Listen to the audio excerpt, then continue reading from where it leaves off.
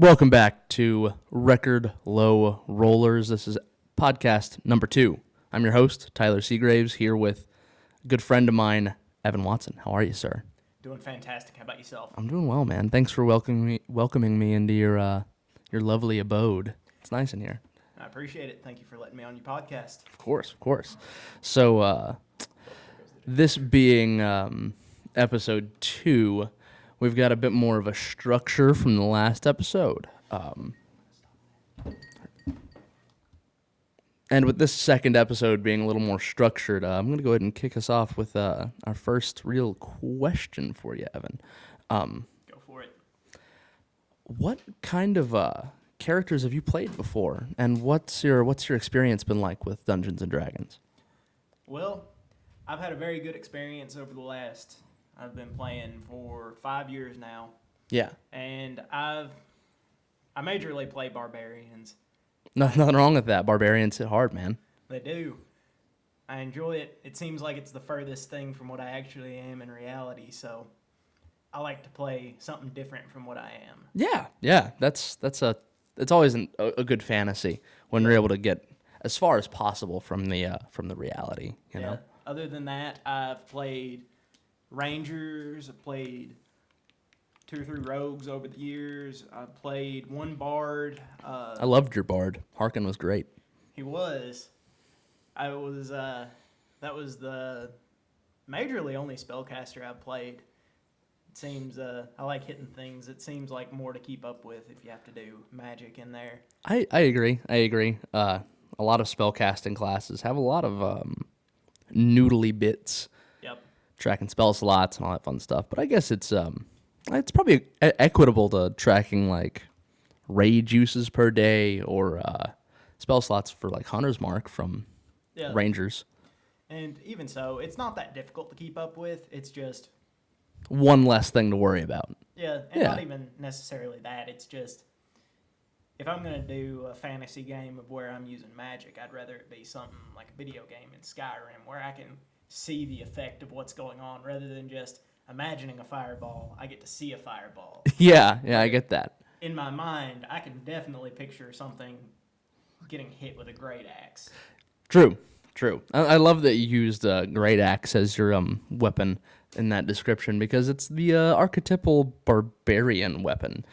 It is that, and I still have that giant D12. Yes, that's really the only thing the D12 was used for, it feels like. Barbarians. It really is. I mean... And a couple weak spells, I guess.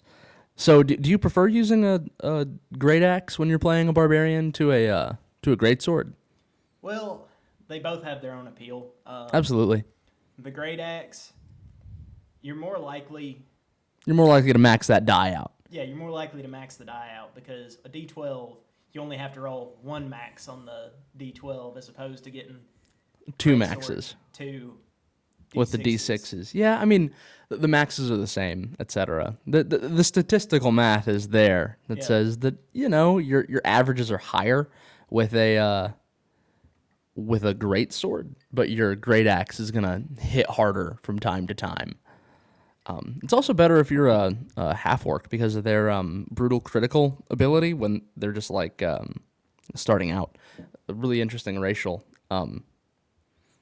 It'd be better to roll an additional D12 than 1 more D6 because you only roll 1 weapon die.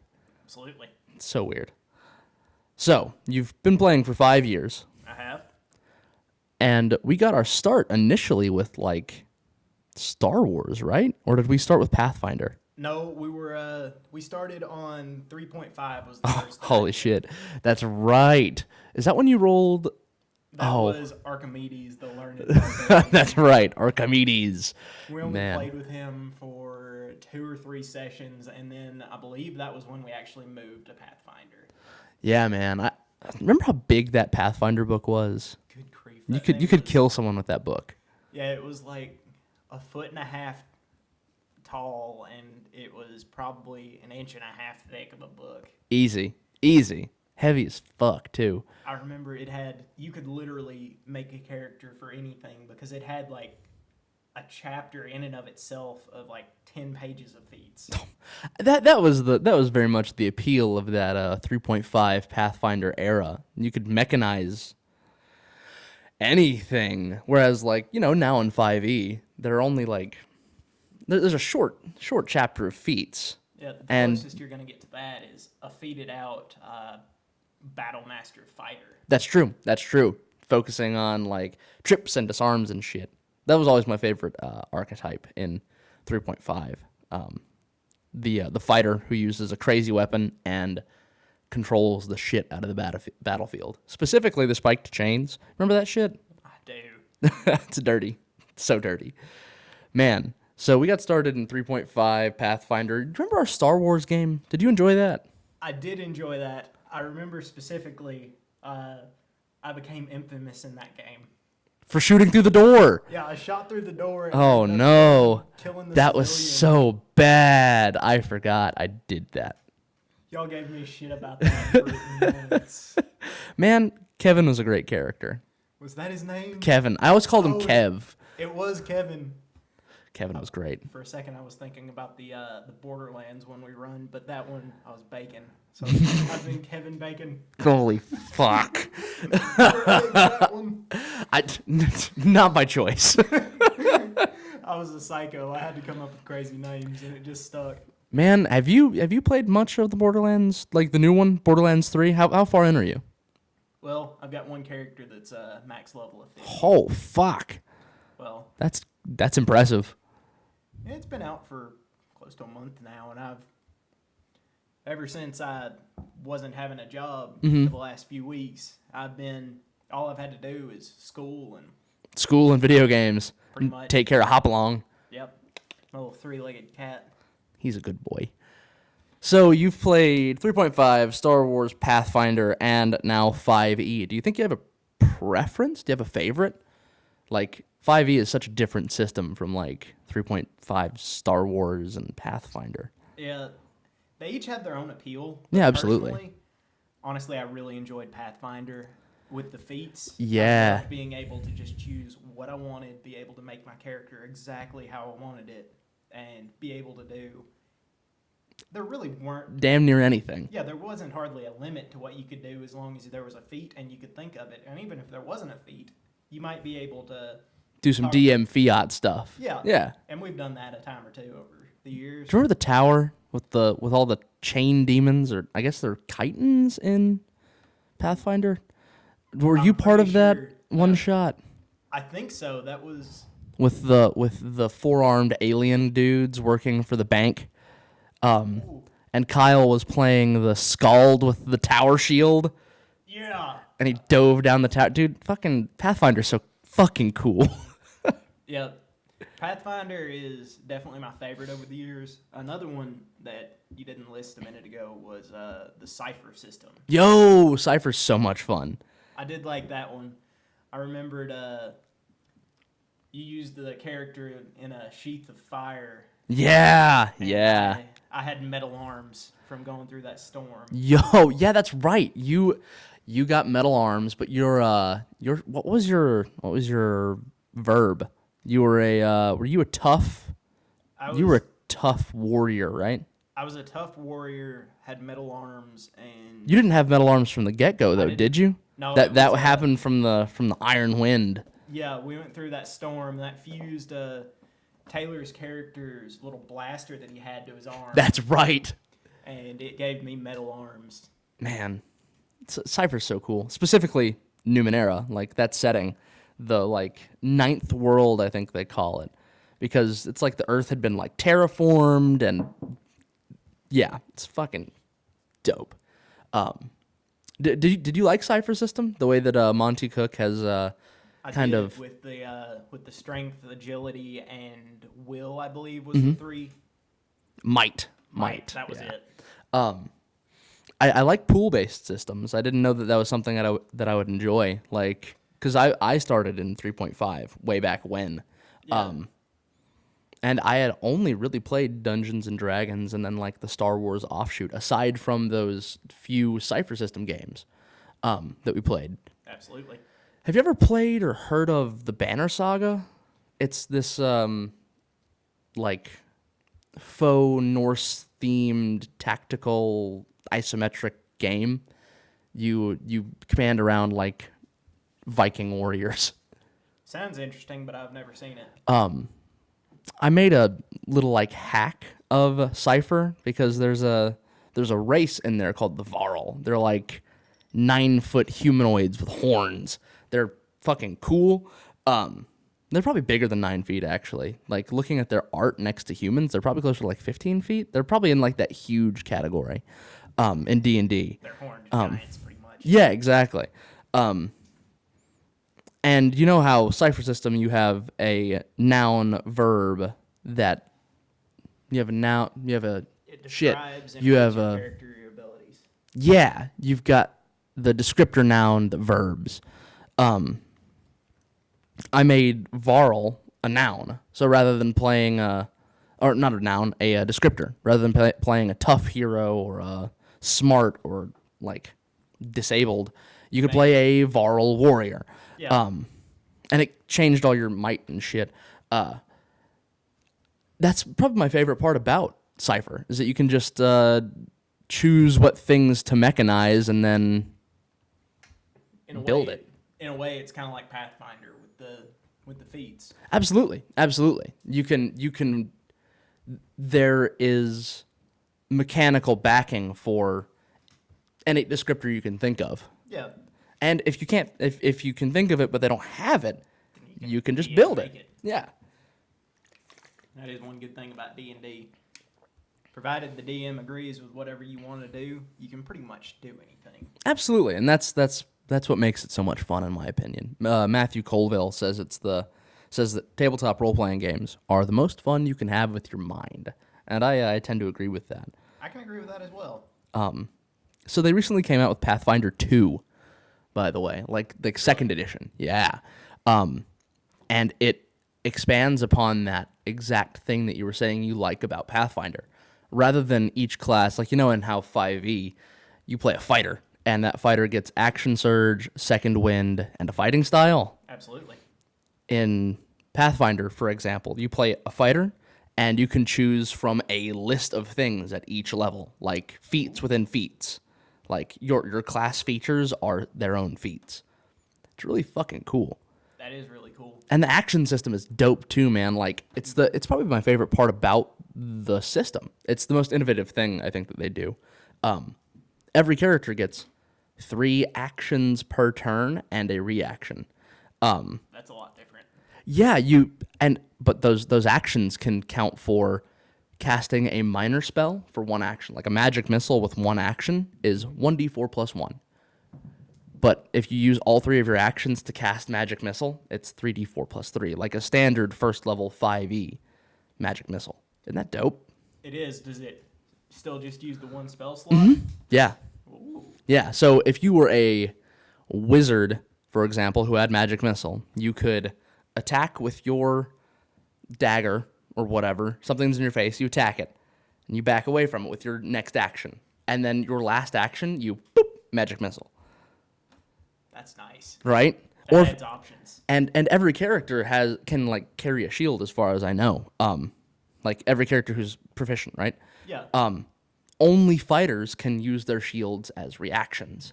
You can take a feature as one of your like class features that you take to raise your shield in response to an attack. Otherwise, you have to choose to raise your shield as one of your actions. Yeah, and the shields have HP and they can break. If you raise your shield and you get hit, that shield takes that damage.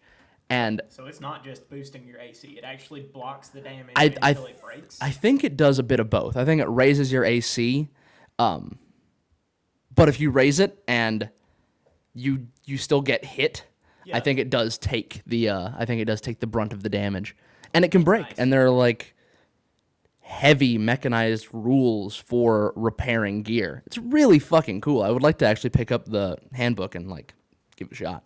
Agreed. I'll have to look into that. Going back to something you said a minute ago Mm-hmm. about who was it that said D&D was the most fun you could have with your mind? Matthew Colville, king of Kickstarter. Well, going back to that, Yeah. a point that I want to raise is we've played two major ways over the years. We've done a map and characters, and then we've done theater of the mind. Yeah, we've done minis and map, which is fun, and then you've got theater of the mind, which is fun in a very different way. Do you have a preference? Honestly, if I was running a campaign, I would have to do the map. But being a player, I really like the theater of the mind.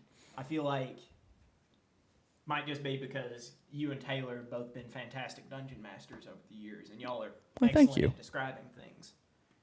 But me personally, I wouldn't be able to keep up with everything myself. Is just trying to keep it up with it. So I'm amazed that y'all are able to do it. The theater of the mind is amazing in my opinion. Take the map.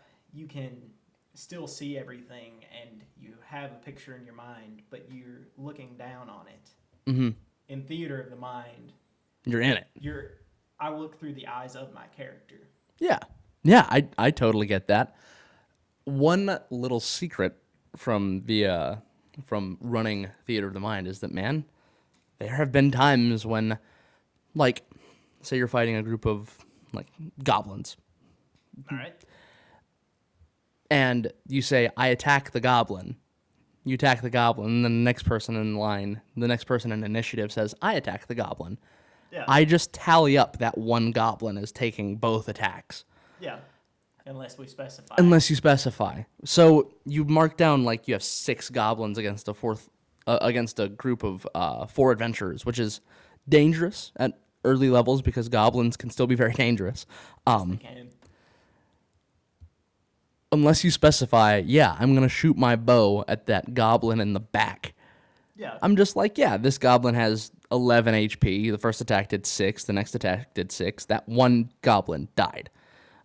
And there are definitely times where I forget the exact fictional positioning of the characters. And I'm like, you get attacked, and you get attacked. And then I look back, and I'm like, wait. That person was in the back of the group. They're shooting a fucking bow. Yep. Fuck. So that's there's a downfall. There's a downfall there, but if as long as you enjoy it, Absolutely. like that's the whole point of D&D. Exactly. You're just there to have fun. Exactly. That's one point that Jeffrey and I landed on pretty early in our interview last week. It's D&D, man. You're there to have fun. It's not supposed to be homework or anything like that. It's supposed to be, good time. Absolutely. So, as a player, you prefer theater of the mind because it makes you feel more like you're there. As a DM, you prefer maps and minis. Yeah.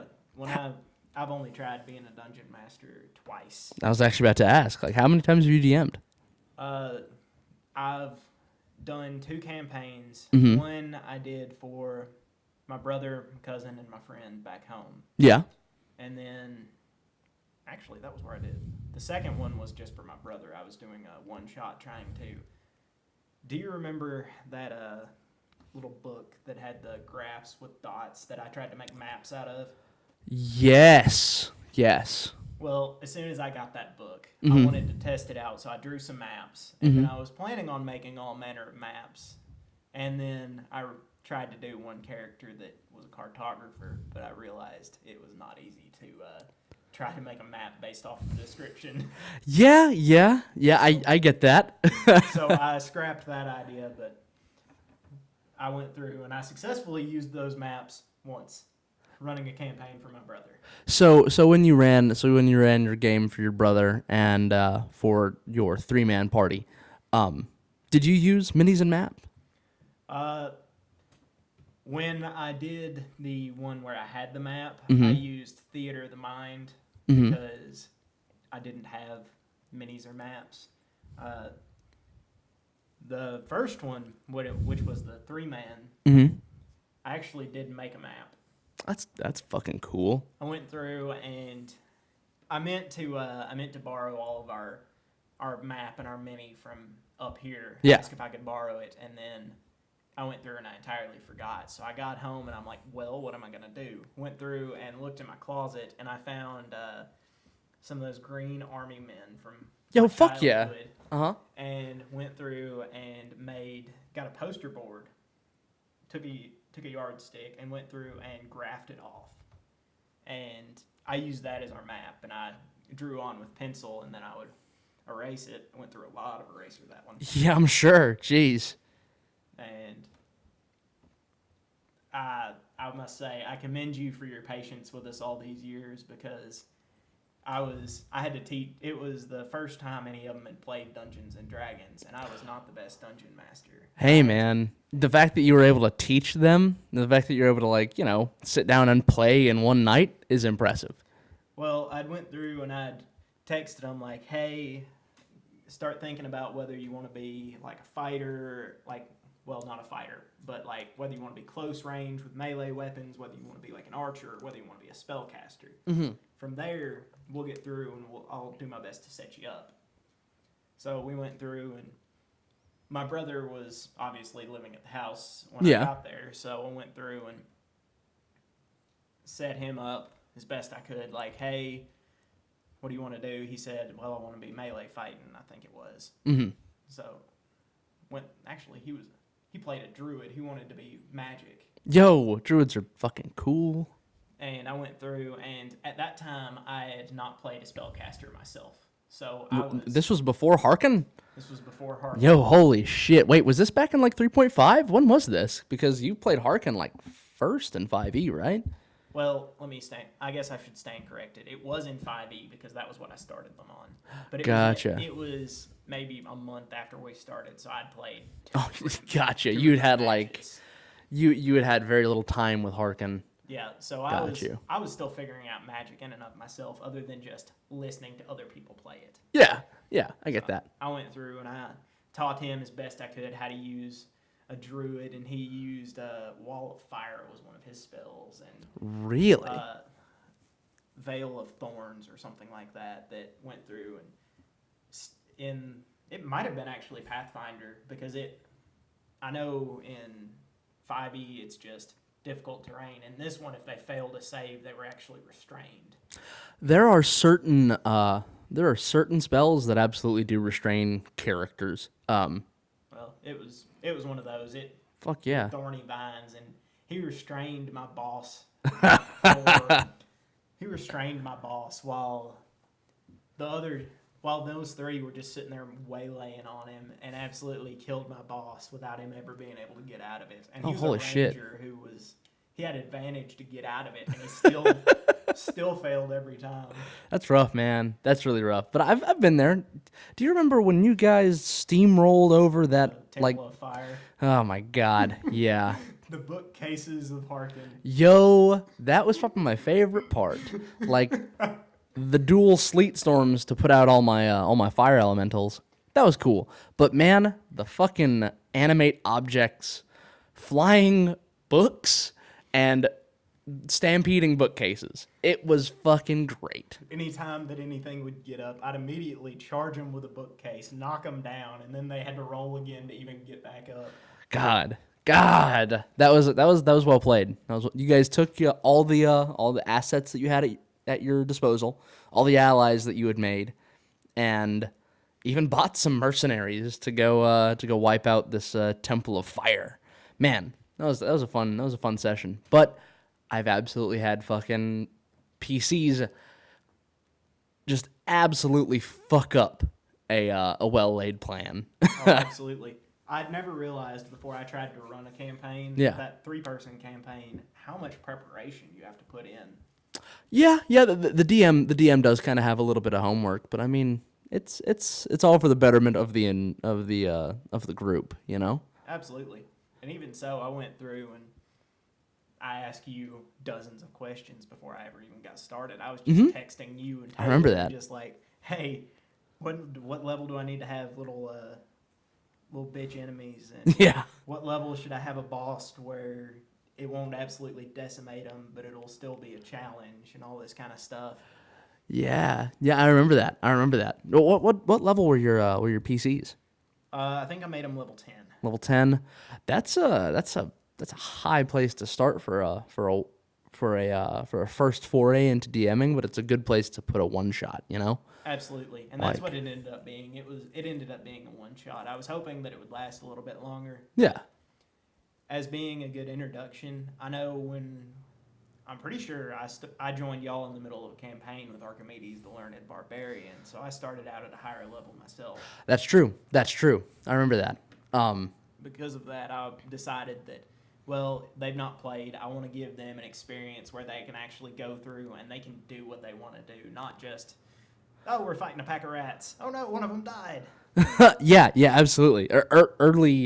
Early level characters do very much suffer from the issue that they have 10 HP. Yeah, like maybe double digits if you're well, almost every game that we've played, we've had an abundance of melee fighters, like normally me. Yeah, you and Peyton sometimes, although Peyton really swings back and forth between like paladins and sorcerers. Yep. And then goes from a lot of HP to no HP. Yeah, right. In that game you played as Harkin, he played Adonan, the silver dragonborn, right? Yeah, the paladin, the devotion paladin, the knightiest knight. And Taylor surprisingly played a fucking fighter. That's bizarre for me. Like for me to even like conceptualize. He usually plays fucking spellcasters or rangers. Yeah. Well, it was a spellcasting fighter. That's true. Eldritch Knight. Yep. Remming. Good character. Damn good character. He is able to min-max characters like I have never seen. Man, I don't know how he does it. I mean, I was also pretty lenient with that larger than large greatsword. That also runes that he put like 5 of them on. He spent a lot of money on that shit, man. I am comfortable. He didn't put 5 on there, did he? I think he had 4 by the end. Oh, Jesus. Yeah, that's right. You guys were like level 11 though, right? I think we got up to like 13. God damn. Plus, we had that 2-year time skip after the Temple of Fire where he learned and perfected his rune crafting after he'd already perfected blacksmithing. Yep, that's right. He was the crafting character. And he also was it Torm? Helm? Lathander? One of those Ferunian gods. He was a paladin. He multi-classed into paladin from Eldritch Knight. He was smiting like fucking crazy. That's so many D8s, man. So many fucking D8s. He literally, we were sitting there, me and Mm-hmm. Peyton, fighting a group of like 6. Me and him would fight one, and Taylor would already have killed the other 5 by the time we got done killing He did so much damage. His strength he was a fallen Azamar with like gauntlets of ogre power. Man, he was a tough motherfucker too. I'm pretty sure it was Fire Giant strength. Yeah, but I nerfed him down. Like I said, Fire Giant strength because they looked like Fire Giant gauntlets, but they were just ogre power. Only brought him up to like a 22. Okay. Yeah, man, he got those early on in like a side quest with Kyle. Remember that? Yeah, that's how he met the blacksmith that taught him. Which Yeah, was the Fire Giant. The Fire Giant, Kagrun. Yeah, man, fucking damn good game. I really enjoyed that whole group as well. Like That was a good game. Harkin, Remming, Kairos, the Tiefling Warlock. You had your Adnan. filth that was your PC for helping us out. That's right. I ran a divination wizard for you guys. Yeah, I remember he helped us actually get to the Fire Temple place by working the teleporter. That's right. The Temple of... Oh, shit. Who did I use? I have no idea. I forget. Keep names straight. I forget the deity that... Because he ended up multiclassing as well into a knowledge cleric. Divination wizard knowledge cleric. Yeah. Yeah, man. Damn good game. That is one thing I miss about Pathfinder. Multi-classing was actually viable and useful. I think 5e has good multiclassing. It's still good, but I liked in Pathfinder, you multi-class and you get everything from it that you can get to the level in, whereas 5e, you don't get all of the benefits. That's true. You get the class features, but you don't get things like Thieves' Cant from Rogue, which I know that's why you didn't multiclass into Rogue with Harkin. You were like, I wanted Thieves' Cant. Yep, that was actually my main plan because I was planning on running around gathering intel out the wazoo. Mm-hmm. Which, I mean, that's probably something that we could have talked about and, like, laid out. But at that point, we were still so new to 5e. I was concerned about breaking the game with, like, class feature shit like that. But, man, fuck that. Honestly, we didn't play long enough after that point to worry about it, so I was good as it was. That's true. What game did we move on to after that that long-running 5e game? I'm pretty Do you sure remember? that was shortly Borderlands. That's right. That's when we went through and did, like, the mech game and Borderlands and what else? We did the mech game, Borderlands. Nope, that was Borderlands because I was about to say the one where I had Fiery Jaws, the dragonborn barbarian that was raised by wolves. Oh my god. Holy fuck, I forgot about Fiery Jaws. He's right up there, top 3 characters. Top 3 characters. What a man. So many barbarians in your list, man. Ooh. Fucking the Collaborus game where we actually played in that world made by Matthew Colville. You played Thunderskull, man. Tyrannicus. Yeah. After Xanathars came out, all those cool new subclasses, we were like, holy fuck, we need to run a new game. Yeah, that was the Path of Storms Barbarian. Fuck yeah, dude. So cool. So cool. Man, that setting is a lot of fun too. I like to differentiate my setting by removing potential races. Like, yeah, in Collaborus there are no gnomes or halflings. Yeah. Because they don't fit into the overall structure of the setting, which I think is interesting. But you could play a fucking Thri-Kreen if you wanted to, a mantis person who doesn't sleep. What the fuck, right? There are some crazy races that you're able to play in Dungeons & Dragons. I fucking love it. I fucking love it.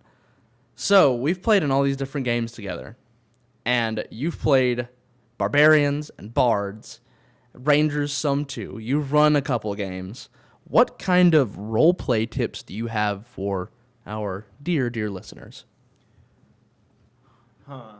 Yeah, I know, right? It's a toughie. This is because role-playing, man, it's the core of the hobby, but we have historically played like beer and pretzels games, you know, where it's like, yeah, you come to the table and you roll your character and go through the fucking world with an axe in your hand. Yeah.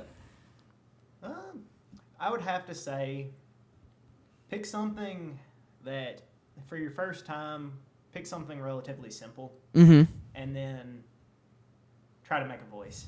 Try to make a voice? Try to make a voice. Do a voice that you can keep going through the entire campaign, something that you're not going to easily forget, something that's not going to be terribly difficult to do. That's something that I wish I would have done more of, but I don't have that many voices that I can actually do. That's all right. That's why most of my characters end up being Scottish, or there was the Goblin. Oh God, dude, the fucking, was he Boros? He was Boros. He was a Boros goblin legionary fighter. I think this was my voice for him. I remember, what was his fucking name? I couldn't tell you. I don't remember either, man. His voice was very memorable. As soon as you said, I think I played a goblin as well, I'm like, oh, that's right. Just having like a couple different voices, even just one. Yeah. That you can use to differentiate your out-of-character conversation from your in-character conversation, I think is really important. But even if you say, like, Thorog says... Yeah, as long as you're making it clear that your character's saying something and you're not just talking between yourselves. That's talking... I find if you actually keep the voice, it's going to keep the campaign much more on track. I agree. Because so many times nobody had a voice, and we would all just, we'd try to stay into the game, and then somebody'd make a statement, and we'd all go off on a tangent, and it'd take 30 minutes to get back to the game. Yeah, absolutely. That happens sometimes, especially in beer and pretzels games. Yeah. Like, you know, you'll start having a conversation, and It's not like we're in the midst of like deep negotiations with the kidnappers or anything crazy like that. You're just, we're in the midst of a combat and somebody's like, holy shit, I'm fucking starving. Oh, absolutely. Yeah. And even so, there's nothing wrong with getting distracted, provided you're one day a week or one day every month that you're able to get together. You're not have a 5-hour time frame and everybody's distracted for 4 hours of it. Absolutely. And that has happened before, and that's always a little disheartening, It's like, man, I would wanted to play some fucking D&D. Yeah. But pick something that you definitely think you might enjoy. For me, you've heard that I like Barbarians. Yeah. Part of that is because, as I said earlier, it's something that's far away from what I normally am, but it still gives the ability to pretend to be this raging lunatic. Let's get this right here. All right. Yeah, But you get to play this fucking insane person. yeah, so do something that you enjoy. Do something that's out of the ordinary for you.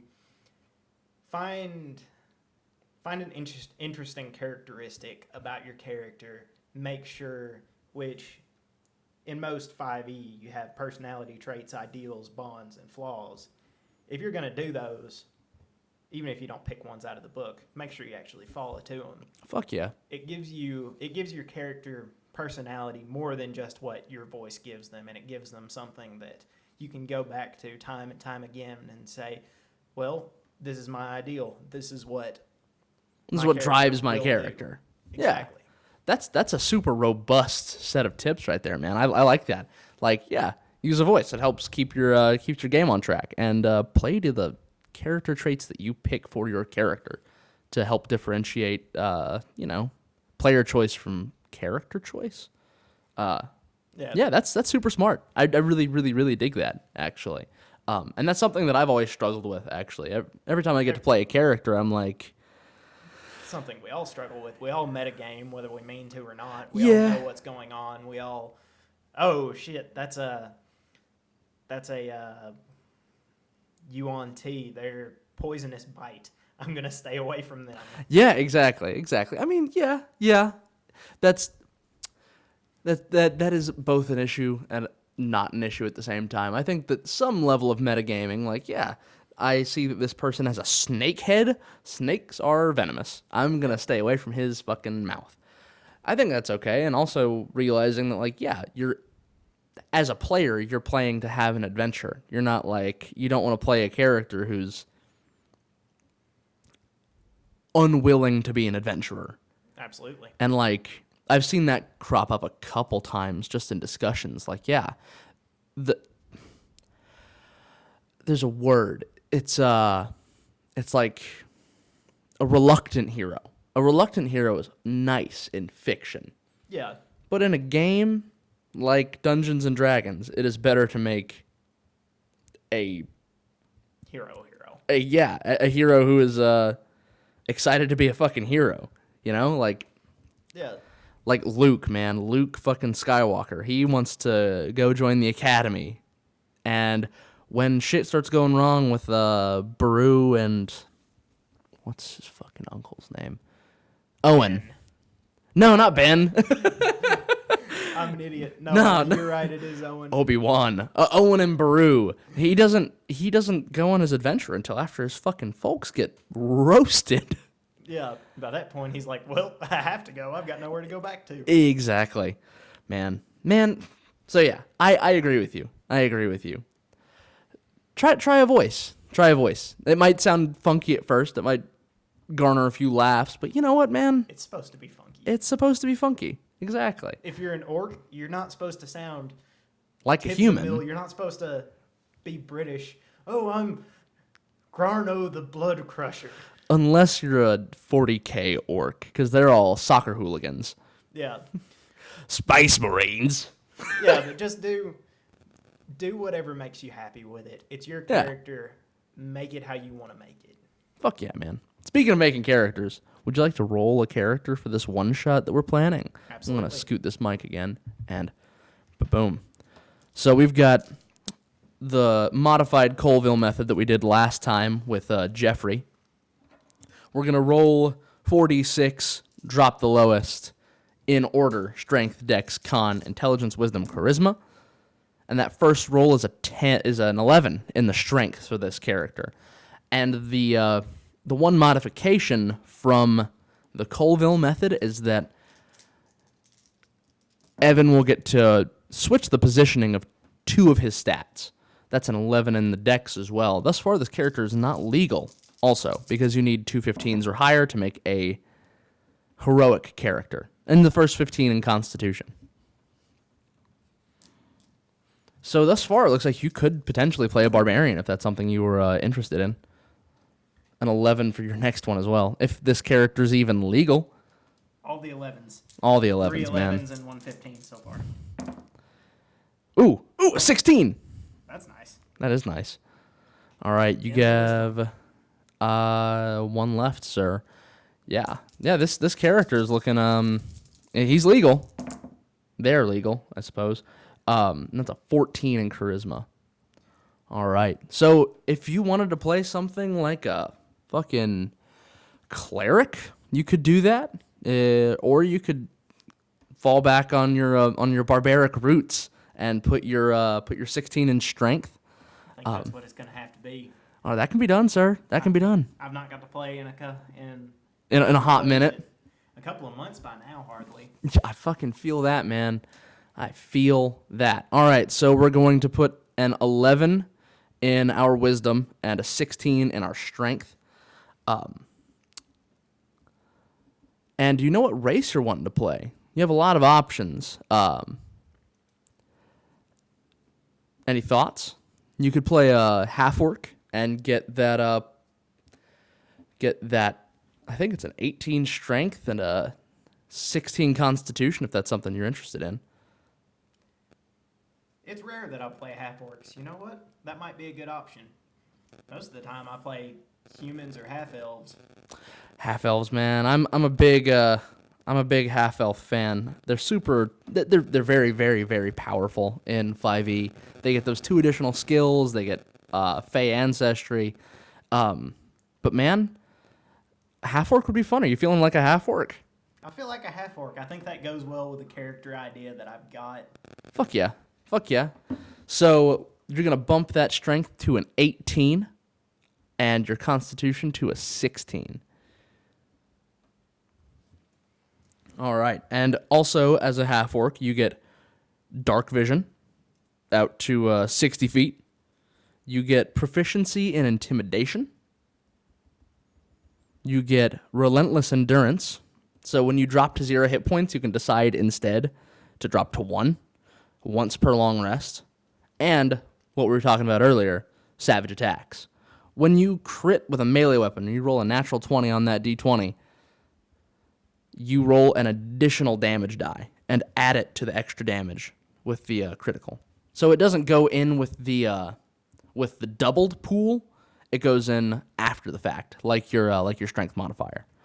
So yeah. All right. So there's that. What kind of name are you thinking for your half-orc barbarian? Well, I've been thinking of this character for a little bit. All right. And my character's name is the Forgotten. The Forgotten. Why is he named the Forgotten? Well, there's a little bit of a thing to this. Mm-hmm. I've been thinking of this character for a while. I've had 2 potential ideas. The other one was going to be a Cookbarian. I believe I've told you. Cookbarian, yes. He doesn't he use like a fucking spatula or a ladle? Yeah, a big like a pizza, the thing you make pizzas out of the oven with, and it's like a battle axe. I forgot about the fucking pizza scoop. Yeah. But I decided to go with this character instead, and I appreciate that. this one is the Forgotten, and he's woken up to a big head injury, big cut going down the front of his face. Mm-hmm. And he doesn't know who, what, or where he is. So we've got an amnesiac barbarian. Yes, and that is actually the whole reason that he is a barbarian is he doesn't know what's going on. He doesn't know who he is. He doesn't know where he's from. He has no association with anyone or anything. And that fuels your rage. That's exactly what fuels his rage. That's fucking cool. That's very cool. That's very cool. So you're a half-orc unstuck from your own reality. You don't know where you're from, where you're going, or even who you are. The Forgotten. I dig that. So as a half-orc barbarian, your hit die will be a d12. You'll have 2 of them to spend on a short rest. Do you want to roll your HP for second level? All right. Only if you want to, because your average would net you 10 additional HP. You'd have 25 HP at second level, because you've got that 3 modifier in your Constitution, and then you get the average of the die +1, +3. I think I'll take my luck. You gonna take your luck? Heard that. Let me dig you out a d12. I appreciate that. My dice are in my truck. Of course. Let me find my fucking die bag. Here. I think it's over here. I put it over in the. Yes. Hang on over here. So I use the ancestral die bag, a Crown Royal bag, as one must. Absolutely. I've used the same dice bag since I started, and Tyler can attest to this. It was an old Bertie Bott's every flavor bean from Harry Potter bag. I'm shocked all your dice fit in it, honestly. I love it. If you want to roll in the die tray, you can. It's up to you. Oh. Ooh, rough. You get 6 HP at second level, which means That puts me at 18. you get more than that. You get Well, 15 plus 8. yeah, 15 plus 6. Nope, that's right. I can't do math. No, you're good, dude. So that puts you at 21 HP. Apparently, like my character, I've also forgotten how to do math. So you have a 0 modifier in your dexterity, but you're a barbarian. You have unarmored defense, dex plus con. Would you like to wear armor? Because you are proficient in light and medium armor as a barbarian. However, you don't get to add your constitution modifier. So right now you would have to wear medium armor in order to get an armor class of greater than 13.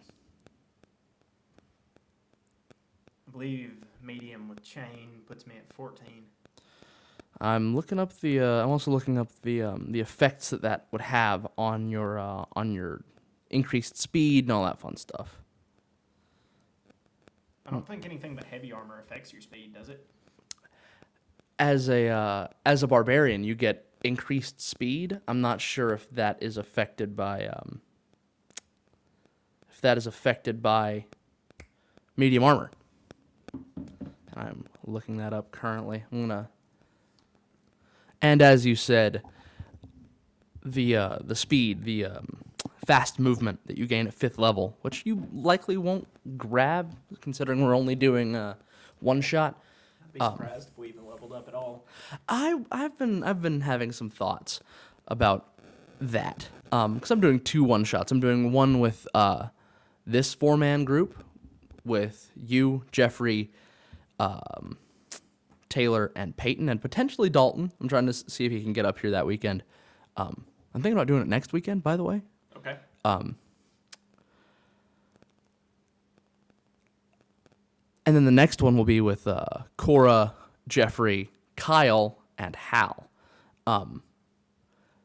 And if Jeffrey wants to play the same character, I might level you guys up.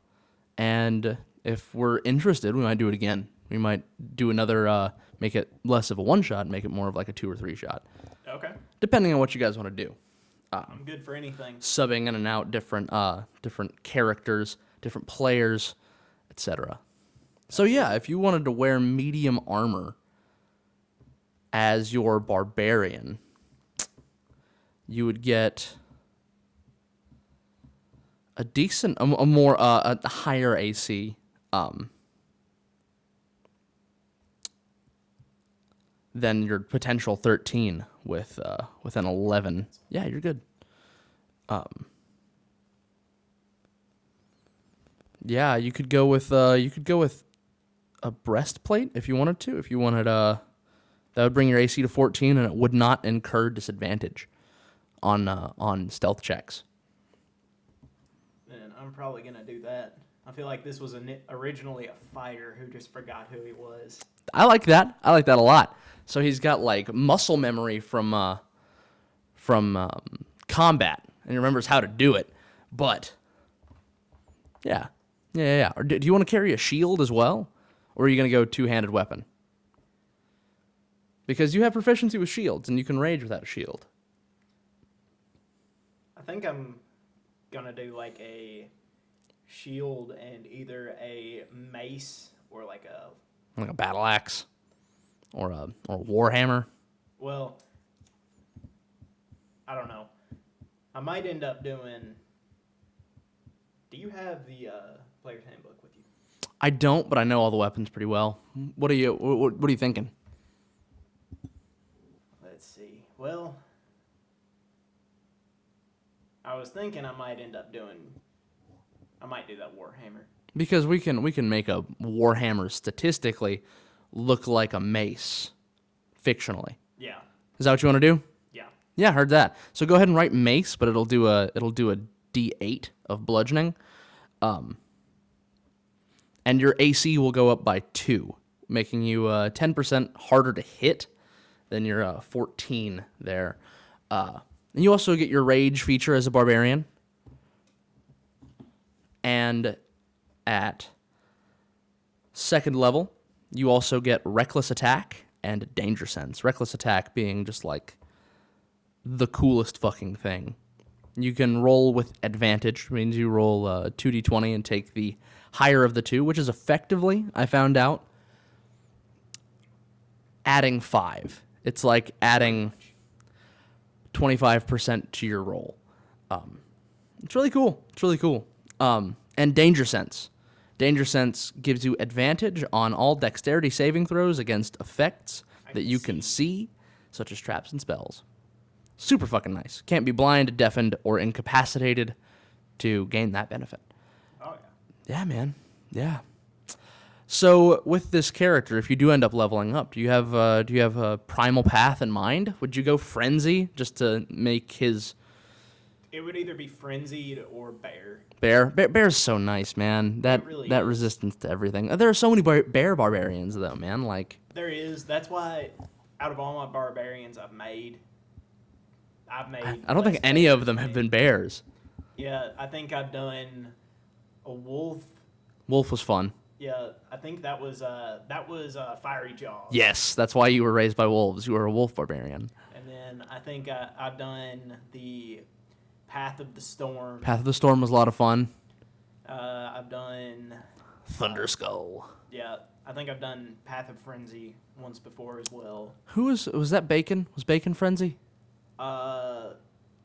Yes, because he was a psycho from Borderlands. That's right. Yep. Frenzy. Bacon.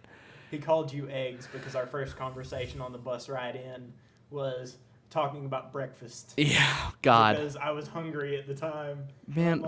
I'm really hungry. So I just transferred that into what my character was saying. Fucking that's the best part about playing a fucking psycho from Borderlands. You can just say shit like meat bicycle or belt of flesh and be, Exactly. Scary shit. Yes. So you're a medium armored, shield toting, probably a fighter in a previous life barbarian. What kind of background are you feeling for this character? Well, he doesn't know where he's from. He's out of his place, so it's got to be Outlander. Outlander? Heard that. Outlander gets you athletics and survival, if I'm not mistaken, as far as skills are concerned. Let me bring up the... Survival's one of those things. Even if we're doing a majorly city-based campaign, it's one of those that it's in my go-to. I've got to have survival in my character. Survival's such a useful skill.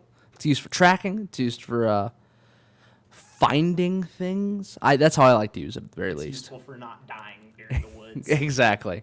And also as a half-orc, you get Common and Orcish as your 2 languages. And Outlander offers you another. And so far, your only other party member is a gnome named Fnipper. Fnipper, yeah. Or Nipper, it might have that F might be silent, not sure. If that's the case, might do Gnomish if I ran into him earlier and knew him to begin with. He might have slightly taught me Gnomish, or he spoke in Gnomish, and I'm like, what is that? I know those words. Yeah, I like that. So you're a half orc who knows Gnomish. And when I start you guys off, I don't know what adventure we're doing yet, but I know for fucking sure I'm not starting out with you guys being strangers. That's the easiest way to kill a one shot, in my opinion, because you're like, true. You spend fucking an hour and a half being like, I don't know these people.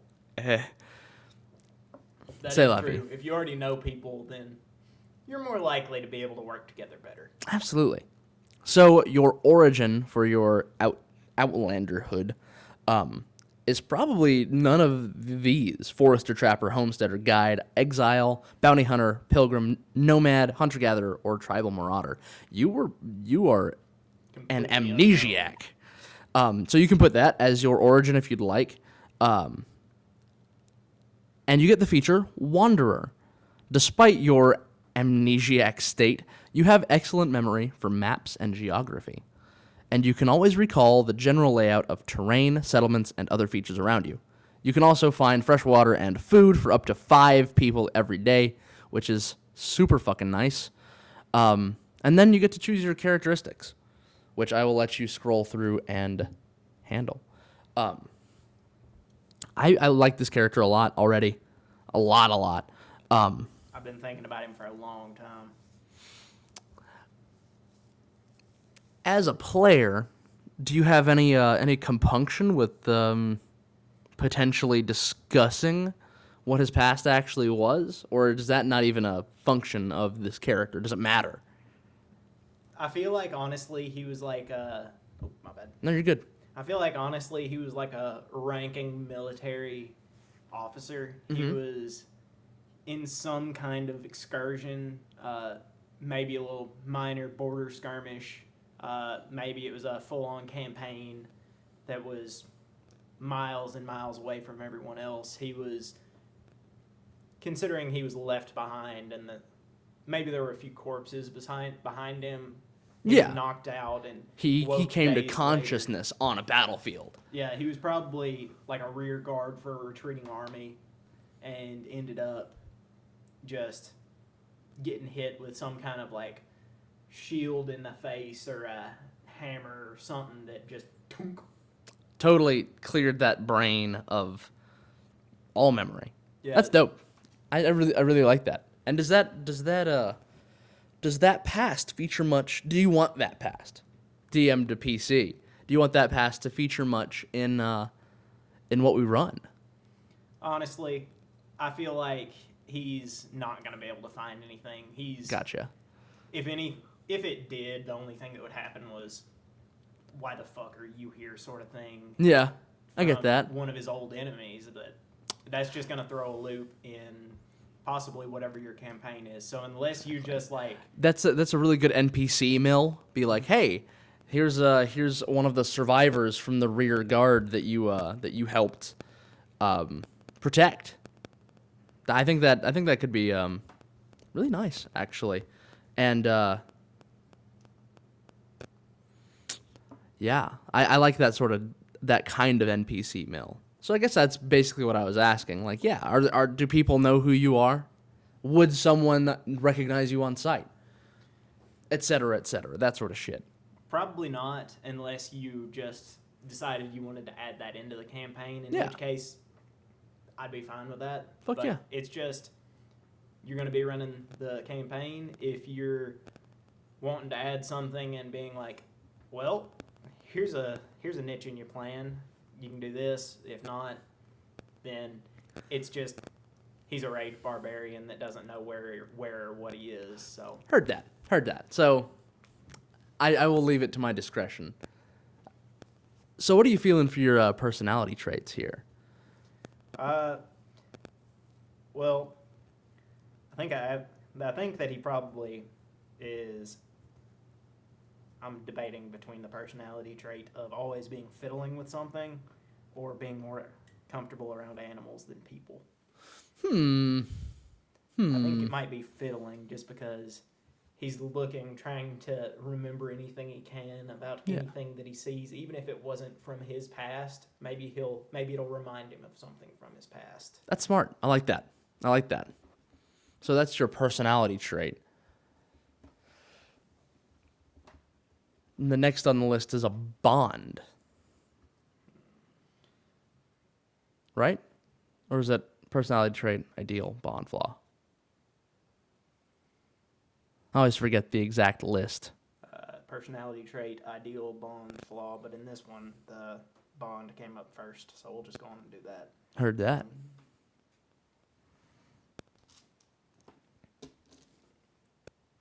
Absolutely.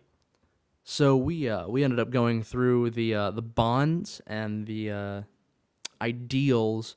What did you land on for those? Well, for the personality trait, my character is constantly picking things up and fiddling with them just to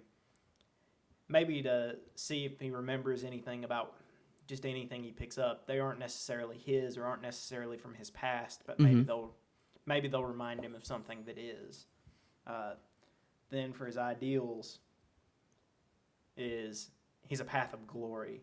He has to fight, so either he can remember what he is, or maybe if he gets a big enough name for himself, someone who knows him will be like, hey, why are you doing this? Come back. And then he can learn about himself that way. That's really cool. I like that. I like that concept a lot.